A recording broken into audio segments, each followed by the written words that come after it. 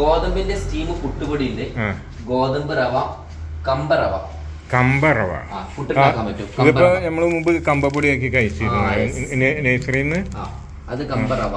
ഇതെത്ര? 45 റുപ്യ. 545. പിന്നെ മുളക് പൊടി, മഞ്ഞപ്പൊടി വറുത്തതാണ് മല്ലി, പിന്നെ കാശ്മീരി, കൊടംപുളി, പിന്നെ ബിരിയാണി മസാല, ഗരം മസാല. ഈ സെക്ഷൻ അച്ചാറുകൾ. ഇതില് മസാല ഐറ്റംസ് ഇവിടെ ജീരകപ്പൊടി ഉണ്ട്, കുരുമുളക്, സാമ്പാർ പൊടി, ചിക്കൻ മസാല.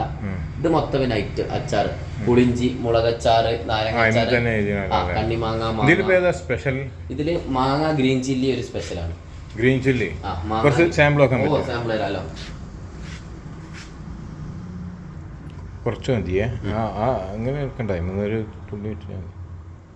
ഓക്കെ, നിങ്ങളൊന്ന് കഴിച്ചു നോക്കി അഭിപ്രായം മതി. അയ്യോ, സുർക്കന്റെ ഒരു ഇതുണ്ടല്ലേ ചെറിയ അതുണ്ടാവും. പിന്നെ SP മുളക്, പിന്നെ നമ്മളെ ചായകൾ ഉണ്ടല്ലേ, ചായപ്പൊടികളെല്ലാം ചായപ്പൊടി എല്ലാ. ഇത് പിന്നെ ഇത് മുളക് പൊടി, മല്ലിപ്പൊടി ഒക്കെ ലൂസ് എടുക്കണം. ഇതെന്ത് ചായ?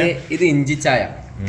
പിന്നെ ഇത് ഏലക്ക ചായ, പുതിന ചായ, വാനില ചായ. ഇതൊരു തരം പഞ്ചസാര ഉപയോഗിക്കുന്നതിന്റെ പകരം ഉപയോഗിക്കുന്നതാണ്. കഞ്ചാവല്ലേ? ഇത് കഞ്ചാവല്ല, ഇത് സ്റ്റീവിയ അല്ല. അത് പടച്ചോനായിട്ട് ഇതിൽ മധുരം കൊടുത്തിട്ടുണ്ട് ഈ ഇലയില്. അപ്പം പഞ്ചസാര വേണ്ട, അതിന്റെ പൗഡറാണിത്. പഞ്ചസാര വേണ്ട അതിന്റെ പൗഡറാണിത്. അപ്പൊ ചായപ്പൊടിക്ക് ഇത് 3 സ്പൂൺ പഞ്ചസാരനോട് 1/2 സ്പൂൺ പൊടി ഇട്ടാ മതി. ഇത് സ്റ്റീവിയ ഏലക്ക ചായ. തിളച്ച വെള്ളത്തിൽ ഇതിട്ട് മിക്സ് ചെയ്താൽ ചായ ആയി.